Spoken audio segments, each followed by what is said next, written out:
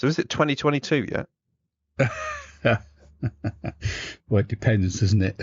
Well, it is for the listeners. It is for the listeners, but it's Happy not. New Year, listeners. Yeah, but for us, it's not It's yet. a few hours early. Yeah. In 24 hours' time, it will be. Put it that way. Yeah. So I'll say in advance to you, Paul, Happy New Year. Yes, and Happy New Year to you. Can't be any worse than the last one. No, and it's the second year of doing this nonsense. Yeah. Into another year of podcasting. I think we're podcasting experts now. Yep, definitely. And we've got more than one listener, which is a success. Yeah, not to be sniffed at. Indeed.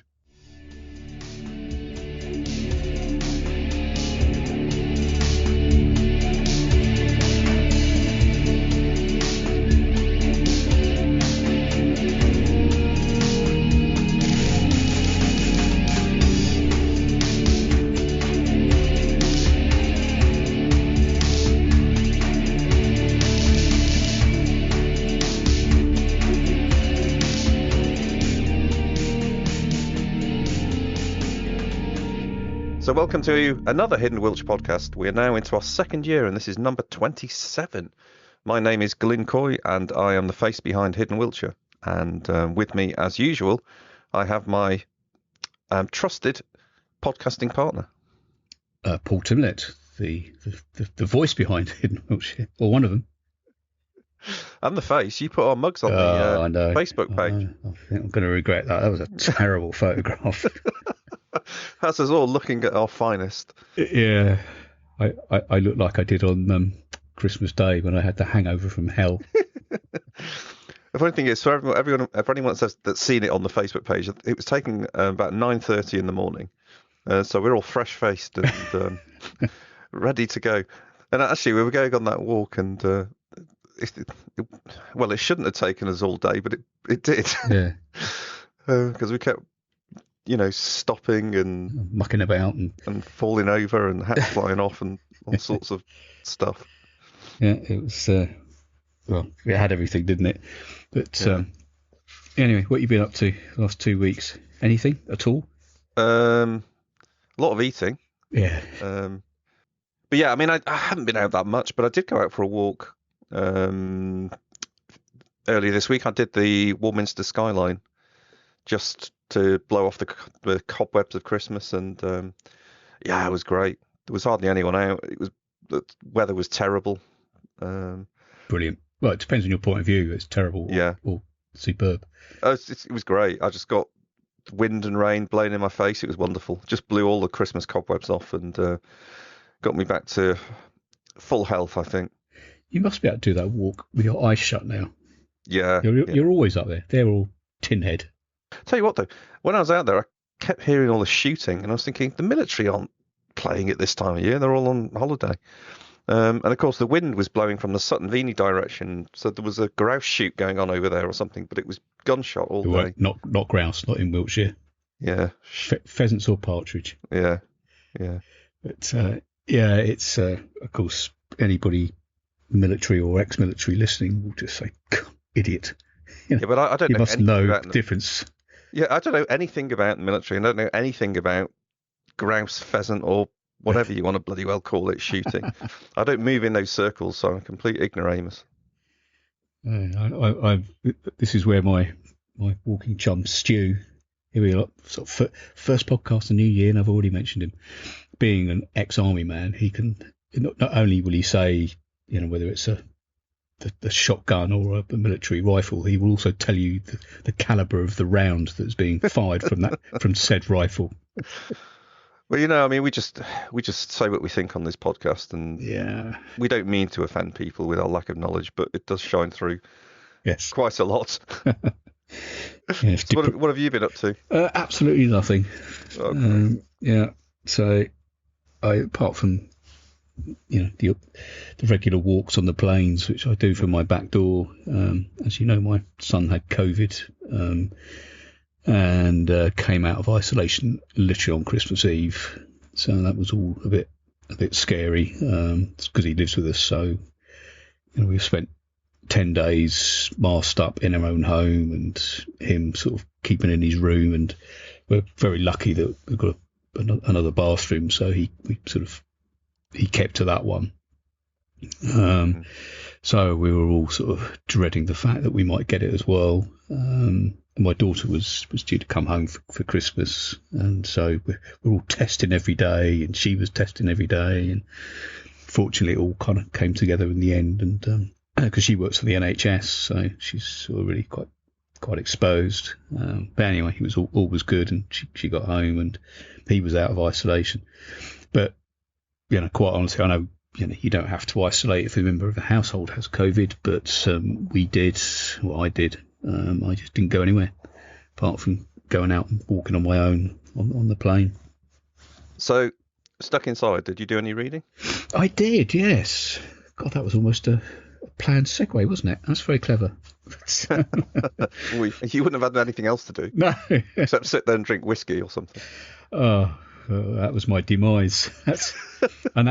So here we are, second mention of Stu. That was his fault. So Christmas Eve was his birthday as well as everything else. And so Christmas Eve in the evening, we have this Shroot and Silver band sort of march through the village. And there was there was only 4 or 5 of them this year, sort of much slimmed down for obvious reasons. And they come along the street and they stop periodically and play carols and things. So we were all stood outside watching them. And so I said, "Oh, happy birthday, Stu. You have a good day." And he said, "No, not really." So he said, "Yeah, fancy a drink?" So I went indoors, and I don't know what time I came out, and I don't know how much whiskey we consumed, but I was destroyed the next day. There's nothing worse than a whiskey hangover. Do you know what? I haven't touched it since. But it sort of clings to your insides for a day. It does, yeah. And to your memory banks. It just destroys you.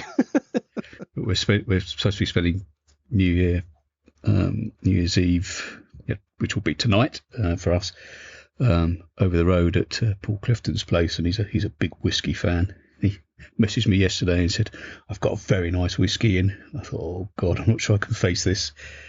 But we'll see. Anyway, back to reading.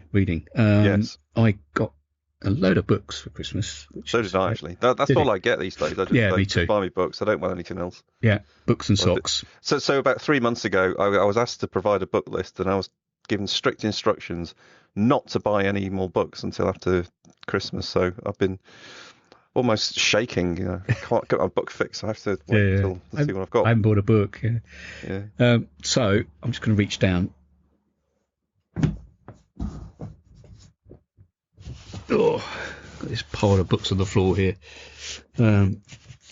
So a book I finished reading, which we've talked about before, is The Land of Lettuce Sweet Apple, an English countryside explored. And somebody, and I think it might have been Alice Cambray, recommended this one to us, and I picked it up second hand for I think it was something like £2.99, including delivery, which was astonishing. This is a hardback book, so it cost them money to send me this book, and it's absolutely in pristine condition. But I just finished reading it a few days ago, and it's all about Firefield Down, Overton, Lockeridge, all those areas around there, going right back to Mesolithic times, up to Lettuce Sweet Apple's time. And she was a lady who lived in West Overton, I think, in the 18th century. It's absolutely fascinating. Although it's an archaeology book and it's quite technical, it does bring it all to life by trying to sort of imagine the sort of people that would lived in the landscape and what they were doing there. So it's not, it's certainly not a dry book. So we really recommend that if you can get a hold of a copy. Because you got one as well, didn't you? You bought that one. Yeah, I did, but I'm a bit annoyed actually because I spent more than you. I spent £5 on a paperback. Yes, it isn't even a hardback. So, and I've just started reading. My son bought me this. It's called The Land of the White Horse: Visions of England. He thought it was about Wiltshire. Bless him. It's actually the Uffington White Horse, which is in Berkshire. But it's it's still a really good read. I'm only about 60 pages in, but and it does come into Wiltshire because it's on the Ridgeway, and the guy who wrote it, David Miles, he sort of starts off by him and his wife sort of starting the Ridgeway Walk from Avebury. So quite a lot about Avebury and that sort of setting. Then they walk the Ridgeway through Wiltshire into and eventually come out to the White Horse. So that looks good. My wife picked up another second-hand book, which again, you look at this, you think nobody's read this. It's never been touched, never been looked at. Spotless condition. And a history of Bentley Wood, which is in Wiltshire. Yes, it is. So, and I know in the last podcast we talked about doing some walks down there because it's right on the edge of the sort of New Forest around that sort of direction. And although it's not very far from me, it's an area that I really know very little about. Yeah. Cycled through it a few times, but never actually stopped and walked and explored it. So looking forward to that.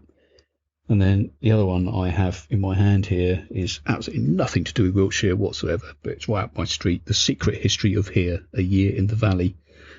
And that's about sort of farms, a farm and a valley, and the history of the area on the Scottish borders. All right. So, that'll keep me off the streets. So one book I got, which is related to Wiltshire and actually related to someone that you and I have both connected with over the last year or so, was there's a new book by Andrew Rumsey, the Bishop of Ramsbury, called English Grounds, a Pastoral Journal. Now, I'm not much of a religious person. I don't go to church or anything these days, but I do find him an interesting character and enjoy his chronicling of his own journals throughout Wiltshire on social media. So I thought I'd buy his book, and I've got that to dive into over the next few days. Yeah, I did. I nearly ordered that one, and I thought, well, I've got enough books here, and it looks like it's been really beautifully produced as well. Yeah, and he's got some photographs in there and stuff. Yeah, it's only in black and white, but it just looks to be the type of book I'd be interested in reading, because the fact that I've never met him, but I feel like I know him a little bit. Yeah. Well, of course, he does these little short YouTube films. Yeah, calls them Going to Ground. Going to Ground, and in fact, I was watching one yesterday evening, the one that he did yesterday, I think, where he walks between Westwoods and he's on a track that he didn't know existed, but it goes from Westwood and it connects to basically it goes to what's it called, the woods above Hewish, Gopherwood. So it connects Westwood and Gopherwood. And I had to smile because he said, I've been looking for this path for quite a long time, and he's because he films himself as he's walking along, and he's talking, and the video is only about 4 or 5 minutes, and he and this will resonate with you. He almost fell over in the mud. It was so gloopy, and he uses a really nice sort of walking, proper wooden walking stick. And at one point, his face almost disappears from the camera as he slips. And it's again, Stu and I did that. We walked that track. Blimey, I don't know when it was, beginning of last year or beginning of this year, I guess, or end of the previous year. And it was, it's a quagmire. It's an absolute quagmire. Always is. But go and, you don't have to be religious to watch his videos and read his stuff. And he's a really talented musician as well, isn't he? He does. Great guitarist. Yeah, he's. I think he's played in bands and stuff over the years, and he writes his own songs. Secular songs, not not religious. I think he's one of these guys that's a very good. The way he acts his faith out, he's a very good bridge between the religious and the secular, because he can plug into both and act as a bridge. He's the type of guy I'd love to have a conversation with him one evening. Oh yeah, he'd be a fascinating guy. He, I think it was Christmas Eve. He did a gig at the church at Tidcombe. Oh yeah, and he posted some photographs, I think, on his Instagram feed.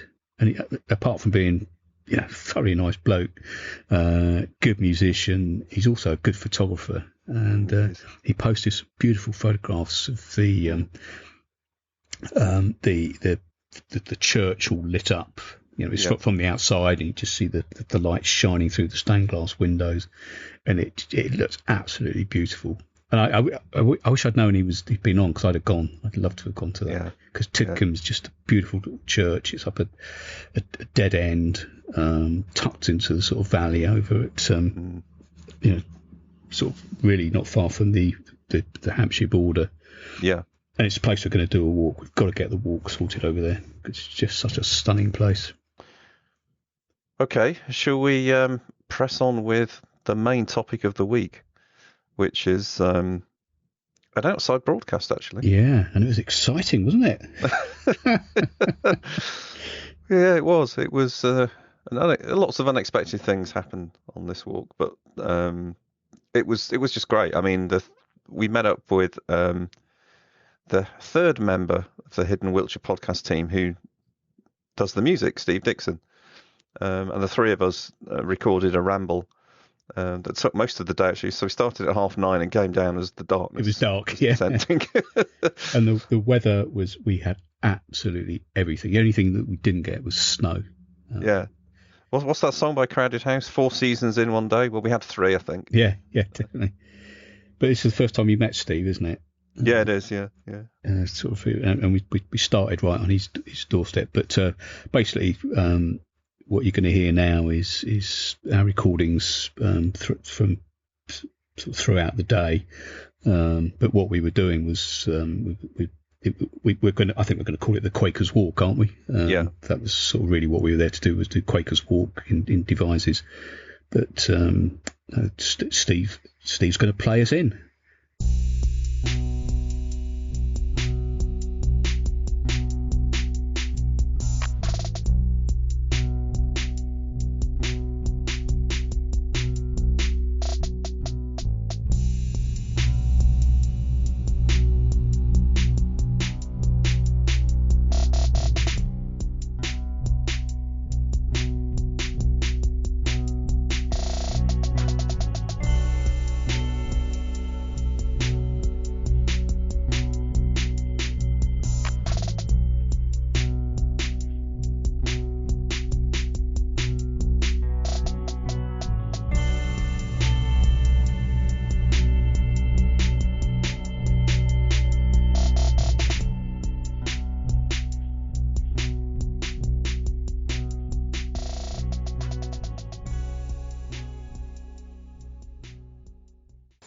So welcome to another Hidden Wiltshire podcast, and Happy New Year.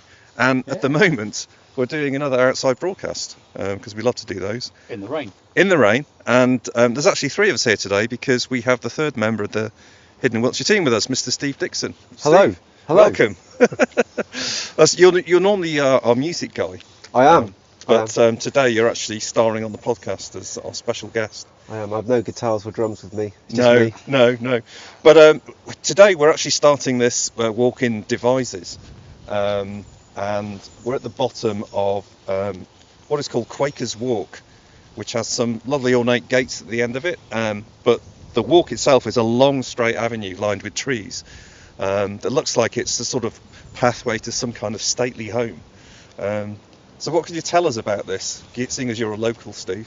So Quaker's Walk, which originally was called Keeper's Walk, and it, I think that's to do possibly with it was established as a deer park in the 1100s. 12th century, 1150 something. 1150 something, and so I think the Keeper's Walk name comes from that, but it was then changed to Quaker's Walk.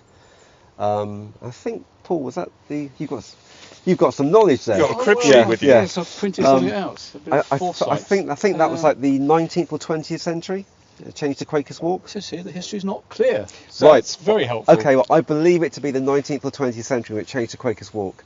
And it was as Glyn said, it was the drive to the big house, Roundway House, which was demolished in the 40s after what I believe was a large fire. Yeah, so there was the walk led up to, let's Keeper's Walk, as it said, a deer park. So I think don't know if the gates were there before, but the walk clearly led into the deer park, and there was a much older house that was there that was built in the sort of 1780s, something like that, and then that's the house that either burnt down or whatever, but it was demolished by presumably Wiltshire County Council in the 1940s.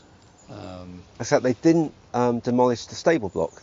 So the stable block still remains, and people still live in the stable block, and it's a huge stable block. Oh, and that's still here, is it? That's still there, yeah. And it's so when you look at the stable block, it gives you a measure of how big the house would have been. But the estate was sold to the merchant venturers, wasn't it? It was, yeah. And that was again, I think, in the 1940s when the house was demolished.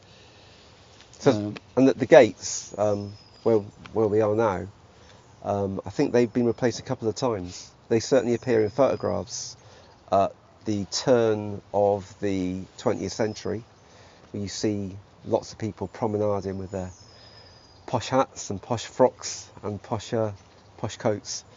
So I think a lot of the shots are taken on a Sunday because everybody's dressed up and they're parading up and down the walk.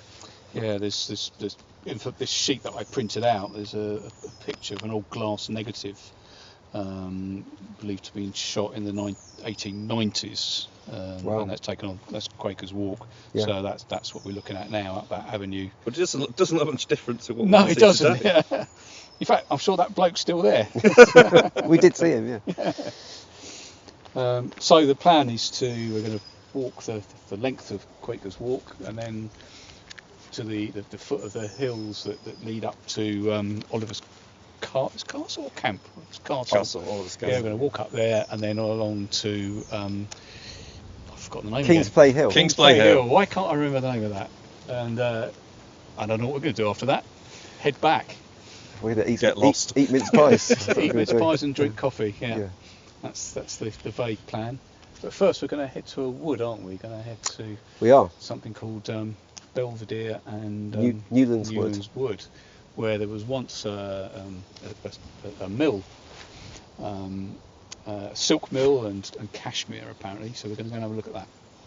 So having just traversed the muddy field from Quaker's Walk, we didn't get too far along Quaker's Walk actually before we diverted In off. fact, because we've doubled back in the direction we came from, we're almost back where we started, but just about 200 metres to the left. But we're inside this wood, and actually it's quite dramatic because it slopes down really steeply.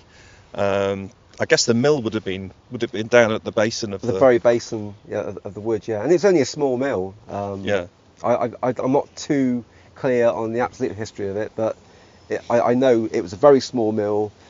Very few people around here actually know about it, but you can see from where we're standing, it's almost in a straight escarpment, isn't it, all the way down? Yeah. A really deep ravine, isn't it, with what looks to be quite a small stream at the bottom, but obviously it would have flowed in much bigger stream to run a mill. It would have been a much more force to it in years gone by, but at the moment it looks a bit pathetic. So. It does, but there's still a fair trickle. I mean, it's not a stream or a gushing stream, but right. it's a happily trickling stream, isn't it, at the moment? So we're going to head sort of down the path here, and I think we get a bit closer to the water, don't we? I think we do. Yeah. I mean, clearly we're well off Quaker's Walk now. Yeah. Yeah, maybe this is as far as we go. Yeah, I think. Well, I mean, you can loop back round if you want to, but I think it's probably better to go back up. Yeah. Yeah. But it's fascinating to think that there was a mill there, just here at the bottom of the wood, and there's no sign of it at all anymore. But you can see the path of the water. I wonder if they'd have taken the the silk and the cashmere that they were producing, whether they would have used Quaker's Walk to take it into Devizes somewhere. Possibly, yeah. Where I don't know where the weaving sheds would have been, but I mean, Devizes. Has it got a tradition of weaving? No, Devizes has got a tradition of snuff. Snuff. I didn't know that. Yeah, there's a snuff street and there's the old snuff factory. Yeah. So there's a big snuff factory in Devizes, and a lot of the houses in the middle of Devizes were cottages for the workers. Yeah. Yeah, maybe the silk and the cashmere was taken to I don't know, chipping them? Possibly. Who knows? I mean, what's interesting, and it's probably nothing to do with silk, nothing to do with this or anything that we're talking about now, but if you go and look up at the rooftops in the marketplace, you see that there's like French influence, there's Dutch influence, so clearly, lots of traders that have come through, and maybe clearly silk was made here, so silk would have been traded here, I guess. Person to look at, there's a person called Lorna Haycock, who's a historian, she's a local historian, you should know. So look her up, Lorna Haycock. Of course, we were talking about the, before we started recording, we were talking about the sort of Ridgeway and what have you, which I think the Ridgeway, or one of the many Ridgeways, went down to Paul. Yes, that's the Wessex Ridgeway. Wessex Ridgeway, and I suppose that would have been, that potentially, I'm just making this up, or making assumptions, but cashmere and silk from here down to Poole to the continent. I mean, I don't know. Yeah. And where have they got the silk in the first place? Well, quite, yeah. I mean, it's not known for silkworms around here, is it? And what's interesting is that the merchant venturers took over in the 40s, but clearly merchant venturers were traders. They were slave traders. So it would have made sense if they owned this land 300, 400 years ago. They'd have brought the silk here. Yeah, they bought the silk here, but they didn't take over the land to the 40s. So yeah. Should have done research, shouldn't we? Should have done research, yeah. Retrospective research. Doing it on the fly. We always end up doing it after the event. Right, so head back up. Steve, you're out in the old stable blocks down here somewhere. So the house got knocked down, but the stable blocks remained. And when we first moved to Devizes 18 years ago, I walked up here to have a quick gander, and I assumed that what I was looking at was the house. So I couldn't understand, because I thought, well, they rebuilt it. But what I was actually looking at were the old stable blocks that remained. So they're quite sizable, and they're now lived in. And that, because they are sizable, it gives you the impression of how big the house must have been. It's quite a big estate. And to our right, we're looking up to Leipzig Plantation. That is. Do you know why it's called Leipzig Plantation? No. So it was Leipzig was a battle in the Napoleonic Wars. That's right, yeah. And I believe that trees were originally planted there to commemorate the Battle of Leipzig. Okay. So a bit like Niall Clump at the Stonehenge. Right. Yeah. World Heritage Site. That's again something to do with the Napoleonic War. To our right, there's a lovely little Hansel and Gretel cottage. Yeah. With an ice and sugar roof. That's a lie. It's not an ice and sugar roof at all. It does look like it's made of gingerbread, though. It does, yeah. These houses, so to our right, walking back down the drive of the old Roundway house, there's some cottages, and there's a peacock that's not there now, but he lives he came from the estate originally, and he's fallen in love with one of the bungalow roofs, and he stays up there most of the time. And we actually chatted to the people whose house it is, or whose bungalow it is, and they said, yeah, he lives in our garden, he lives on the roof, that's it, he never goes back into the estate anymore. But we sadly can't hear him today. But the noise they make is incredible. Oh yeah, really loud. I mean, we easily hear him like a quarter of a mile away. Yeah. So this drive now intersects Quaker's Walk. Some would say Quaker's Walk ends at the end of this drive. Others would say it goes all the way up to the base of Roundway. Yeah. I believe it goes all the way up to the base of Roundway. Yeah. So we just stopped on the lane going up the hill out of Roundway, and it's absolutely just driving drizzle and rain and wind. And so this is the road up to Leipzig Plantation and Roundway Hill. We're underneath the blooming great power lines. But we've stopped here because we're looking across a house which Steve and I know very, very well. A friend of ours owns it. In fact, it's in the grounds of the house. It's the gallery where Steve and I exhibit our photographs, and it's called Roundway Farmhouse. And the significant thing about this house is that Alan, who owns it, says that on the morning of the 13th of July 1643, the morning of the Battle of Roundway Down, that General Waller, who was the commander of the Parliamentarian forces, had his breakfast in that house before engaging with the Royalists, which I don't know whether that's true or not, because from what I've read, the Royalists actually caught the Parliamentarians napping and surprised them. Maybe he was just having breakfast there anyway, but apparently that's where he was staying before he joined battle. I don't think we're going to say too much more about it because we're getting soaked. Perhaps we'll do a bit more when we get to Oliver's camp. So we're now huddled in a wood, sheltering from the driving drizzle. Absolutely drenched. Covered in mud from head to toe. Yeah. For mince pies. Having mince pies, coffee and chocolate in the wood, trying to shelter from the rain. In fact, whilst we stood there, it was interesting as we looked to the whatever that direction is, south. Looked like it was clearing up. Yes, south, yeah. And now we're finished and ready to go. It started to rain again. And I checked the Met Office app on my phone and it said there's only a 10% chance of rain, and it's been bucketing down all morning. It hasn't stopped. But where are we? So we're on the edge of Roundway Wood. So we're on the eastern side of Roundway Wood. That's east, is it? Sorry, no, the eastern edge of Roundway Wood. Yeah, east. Yeah. So where it looked like it was clearing, that was to the west, I think. Kind of southwest. Yeah. Yeah. So and we're about to go down towards Oliver's Castle. So we're kind of heading west-ish towards Oliver's Castle. That was actually, as we came up, the clouds really sort of dropped, didn't they? And they were sort of sweeping across the face of the hill. In fact, you couldn't even see Oliver's Castle when you couldn't see the trees. It was so sort of mysterious. But you have to use your imagination because it was raining so hard I couldn't get my camera out. You can almost imagine like riders coming out of the mist, which leads us on to something very interesting.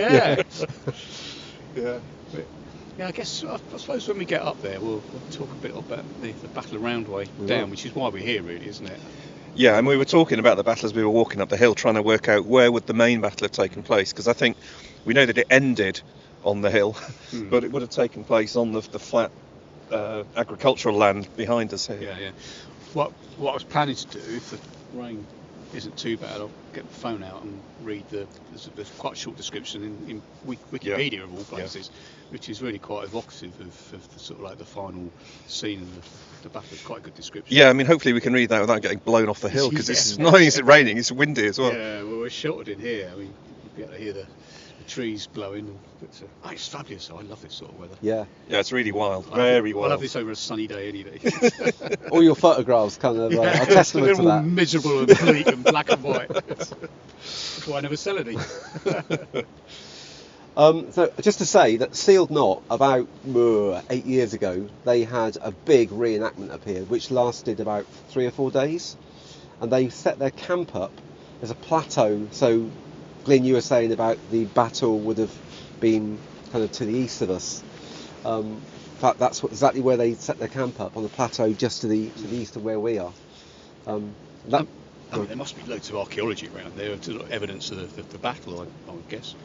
Well, I know that there's still stuff being found at the bottom of the hill. You know where they all died. What was that part called? It's called Bloody Ditch. Bloody Ditch. Yeah.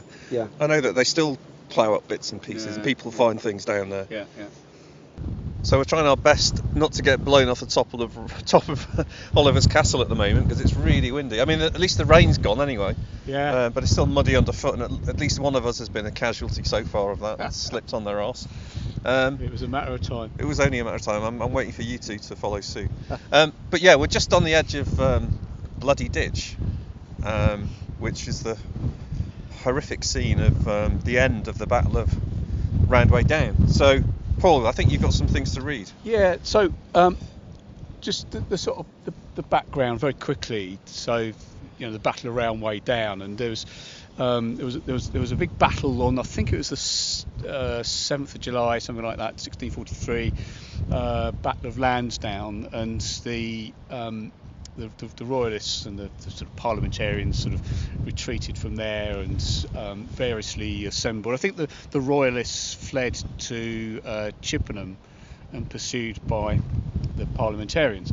And then skipping forward, they ended up, the Royalists ended up in Devizes, and were holed up there, and the parliamentarians laid siege to Devizes. And a small force of Royalists, 300 cavalry I think, managed to break out, and they went to Oxford. They rode to Oxford to get support from the which was the Royalist sort of stronghold, and they went to get reinforcements from Oxford, and the Royalist forces there assembled in Oxford, and then they rode all night, and they rode back here to Roundway. So I'm just going to read a bit, this is just Wikipedia. Anybody can look this up, and it just sort of gives quite a good summary of the battle, and also where we're standing now, the bloody ditch. So the Royalist cavalry was divided into 3 brigades, and as well as being in overall command, General Wilmot, or Lord Wilmot I think he was, led that on the left, with Sir John Byron on the right and the Earl of Crawford in reserve. Despite having ridden all night, Wilmot attacked immediately and caught Sir John Waller I think it was, out of position. And Waller commanded the parliamentarian forces. So it caught Waller out of position, with Hasselrig and his regiment of London Lobsters in an exposed forward position. Hasselrig tried to rally his men, but withdrew when he saw Byron preparing to attack, and rejoined the rest of Waller's cavalry. As Waller advanced down the hill, and that would be from up here on the heights, so basically to attack the Royalist supporters army who were coming up the hill. As Waller advanced down the hill, Byron continued his attack, supported by Wilmot and the Royalist reserve under Crawford. With their infantry unable to fire for fear of hitting their own men, the parliamentarian cavalry was swept from the field. Pursued by the Royalists, some of them rode over the edge of a steep precipice and into an area that became known as the Bloody Ditch, and that's what we're standing by right now, which anybody who's been up here, I mean, this is incredibly steep escarpment. So now isolated with 3,000 Royalists from Devizes advancing against their rear, Waller ordered his infantry into defensive squares and began withdrawing towards the northwest.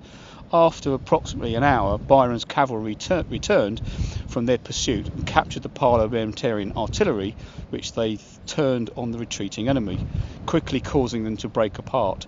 Fleeing in all directions, many were cut down by Wilmot's men. Waller and the remnants of his cavalry escaped towards Bristol, leaving the remainder to surrender. But the thought of these sort of horses and riders going over this hill, and I mean, a lot of them died, and you can see why. I mean, horses, men would have just broken their necks, and as well as everything else. Absolute madness. Yeah, and I think I've heard it where this comes from. I'm not too sure, but I've heard it mentioned by people who come up here a lot, that there is historical reference to just this line of bodies of horses and men, and hence the name Bloody Ditch. And I've been up here many times, and I just stand on the edge and I just try and imagine even just falling as a single person rolling down the hill. Yeah. You break your neck. Yeah. If you're on a horse, you'd never stop, would you? No. But you were saying earlier on that they found, there's archaeology. They're still finding sort of, remains or remnants of the scene of the battle. God, can't speak. Of remnants of the battle, which, as I said, was 13th of July 1643, and they're still turning up finds in the fields down there. Mm-hmm. Yeah, no, it's quite a place, and you can easily stand here and imagine how it must have been. And it's funny enough, the weather today is sort of quite fitting. I mean, we're looking across to, just looking behind over Steve's shoulder here, we can see Tin Head and Tottenham Wood, and sort of Eddington at the foot there, which of course is the scene of another great battle in 878, was it? The Battle of Eddington. And then beyond that, we're looking at Bratton and Westbury beyond, and this great sort of rain shadows, the sun sort of just breaking through the clouds over there, and it's obviously pouring with rain. It's great rain shadows. Really dramatic scene today, isn't it? Couldn't have picked a better day. Absolutely. Just to say, for anybody that wants to get an impression of Oliver's Castle from the other side and just to appreciate how incredibly steep it is, if you go to Bromham and then look back up, or St Edith's Marsh, and look back up towards Oliver's Castle, and then try and imagine those horses, those riders, and those troops going over the edge, that'll give you a very good impression. Must be desperate. Right, we're going to try and walk to Kingsplay Hill. Kingsplay Hill, yeah. It looks a blooming long way, but yeah. It is quite. I mean, we've got another 2 or 3 hours ahead of us, I reckon, if we do that. Right. Yeah. So, or we can shortcut back. Let's go on and see how we're doing. Yeah. Fine. Daylight's going to be the problem. Yeah, it is. Yeah. So we finally made it up here to Kingsplay Hill, despite the inclement weather. Let's just say. We just got to the top and we stood on the top of a Bronze Age bowl barrow, and we thought the wind was strong on top of Roundway, but here it was next level. We nearly got blown off. I really struggled to stand up. It's so strong. Trying to take photographs as well. I mean, it's just going to be a blurry mess, I think. Yeah. But I mean, Kingsplay Hill is a really lovely spot. I mean, the way the slopes of the hill drop away from the summit is really quite something to be seen, really. There's strip lynchets as well, where the sword has just slipped, and these sort of bands going down the hill. Really striking there. Isn't it? Yeah. And we just sort of huddled down in a hollow bit just off the summit where it's not so windy to try and have a conversation. If we were standing on top, we'd be able to hear anything that we said. But we got a fantastic view from here across to Morgan's Hill. You can see the radio towers, Furze Knoll. Just in the field below us, there's the remains of a long barrow. Not much left of it, I have to say, but you can still see the shape of it. And then, of course, in the far distance, a view across to the Pewsey Downs. It really is a sort of glorious place, and it's amazing to be here. It's so much open countryside, given we started this walk in the centre of a town. That's right. Indeed, yeah. Look at the Devizes. So that the long barrow, that's Neolithic, isn't it?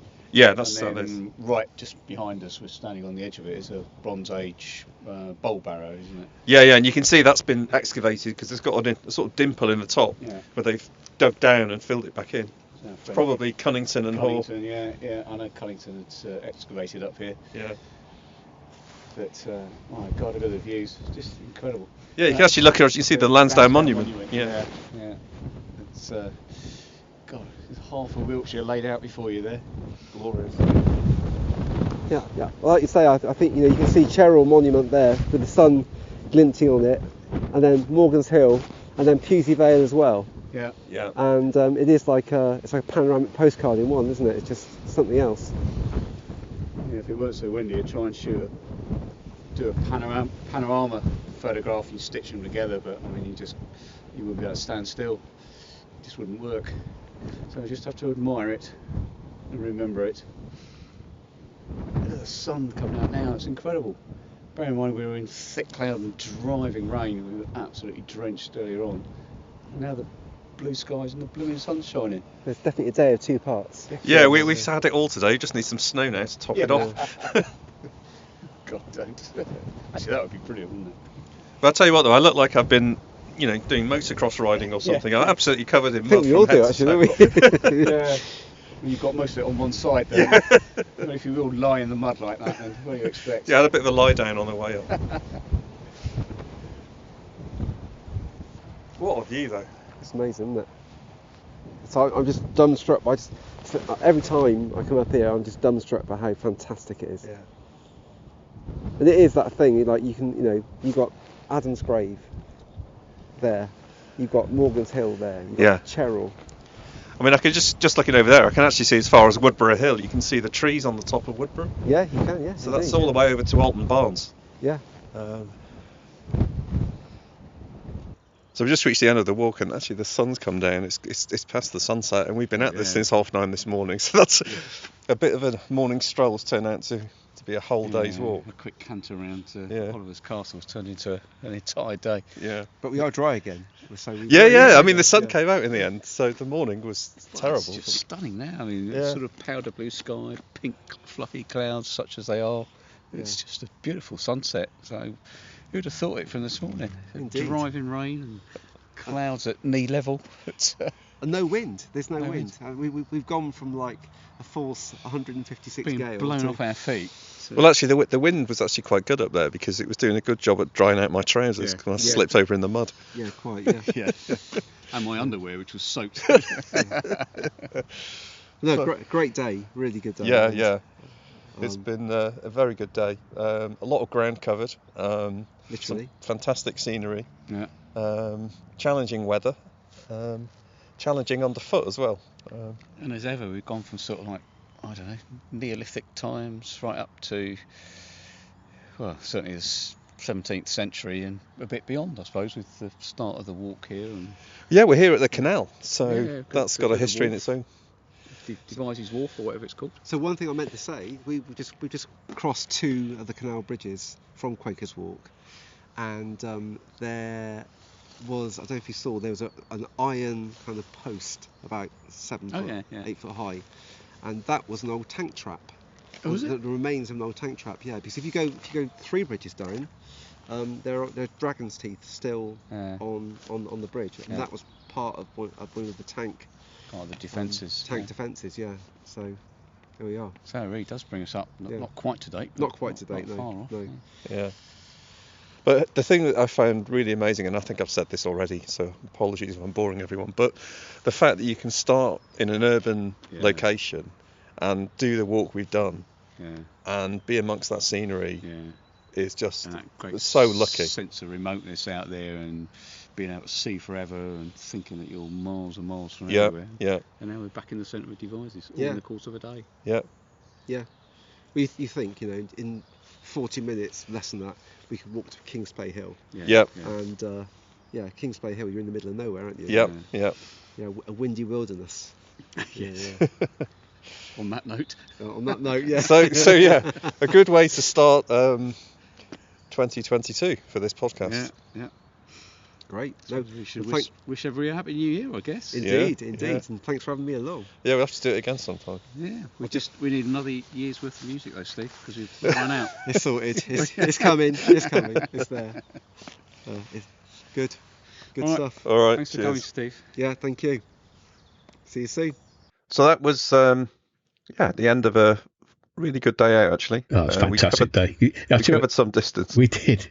Actually, you thought it was about 10 miles, didn't you? Yeah, I plotted it on the Ordnance Survey map, and it was about 9.5 to 10 miles with all our sort of wanderings around the place. Yeah, it felt like it. I tell you, the only thing that was missing was a pub at the end of it. I know. Because we'd taken so long doing the walk. So I think Steve had some fairly pressing matters to deal with when he got home. And he was supposed to have been back much earlier, but bless him, he stuck with it. So yeah, we could maybe have gone for a sneaky pint at the end of it. That would have been just the perfect finish. And the other thing that we were, I don't think we were actually recording at the time, but after we'd been to Kingsplay Hill, and I confessed to, after Glyn and Steve had walked off and left me taking photographs up there, I actually got blown off my feet. The wind was so strong. It's unbelievable. Anyway, we came down and continued along the Wessex Ridgeway, and we were sort of heading in the direction of Furze Knoll and Morgan's Hill, and we walked along Wessex Ridgeway. It's quite a wide, muddy track. It's actually a byway, so it's used by off-roaders, so it's really churned up. And then as we were walking along there, we found in the hedgerow a really old milestone, and it's so weathered and worn that you can't read anything on it. Although I gathered that there are Ordnance Survey marks cut into it that somebody found.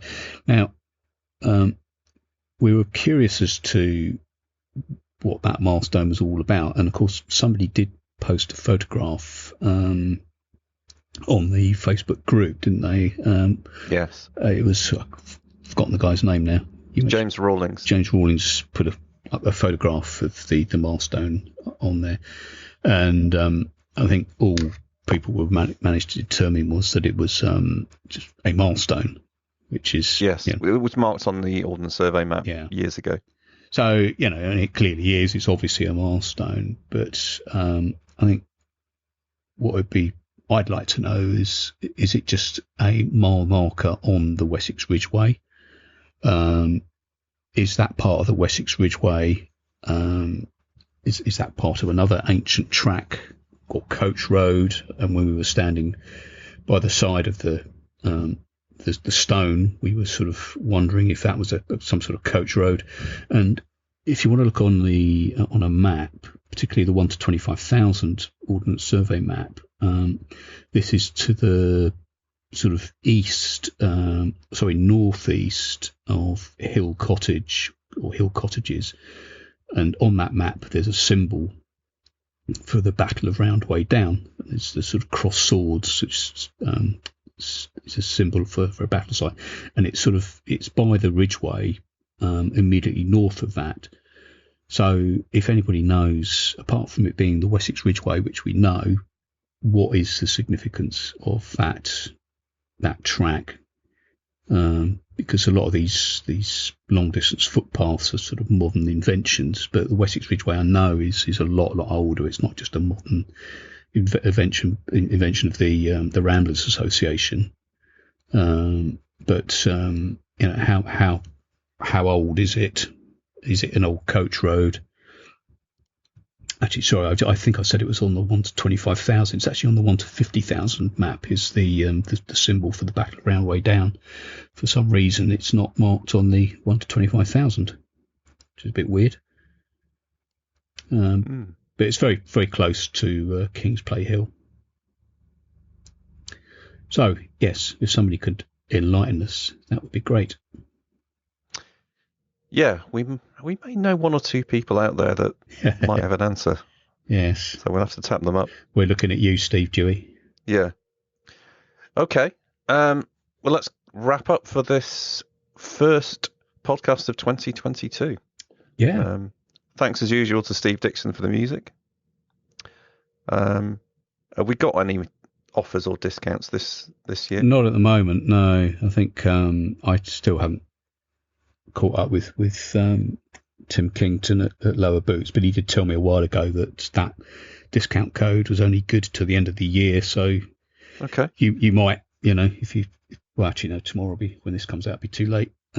So I'll have a word with him. He wasn't saying right, we're going to finish it. He just said that's when the code ends. Yeah. So I do need to talk to him. Just going back to Steve Dixon, that piece of music was actually called Gatherings, and we sort of thought of that because it's got like it sounds like a drum, and it sort of in my head I suddenly popped up a vision of a drummer boy going into battle. So that's what we thought of that piece. But yes, or no, in terms of discounts and offers, don't think there are any. I'll tell you what there is, though. The Hidden Wiltshire book. Yeah. So if you haven't got yourself a copy, get yourself over to the Hidden Wiltshire website where you can buy one. I think we've sold about half of them now. Half of this print run. Stock, yeah. So we'll have to think about doing another one. Yeah. But actually, both copies of the book are available at the moment. There's two Hidden Wiltshire books, one from 2018, one that was released in December last year. So that's available. You can also get it from Devizes Books or the Wiltshire Museum shop if you go into the museum. I think it's closing over New Year. It'll be open next week on the 4th. Yeah. There are stocks of books in the museum shop. So they'll be going into Wiltshire libraries as well, won't they? They've just ordered. Yes, they will be in due course. I've just got to sort that out with the library folks. They've asked for some copies, so probably towards the end of January they'll be available via most of the Wiltshire libraries. If it's not in the library that's local to you, you can order it in. So yeah, that's another good point. Mm-hmm. I think that's about it, isn't it? So that's it, yeah. So yeah, we'll be back in 2 weeks' time to talk about We Know Not at the moment. But we'll work something out. Right. Thanks for listening. Happy New Year to everybody. Ta-da.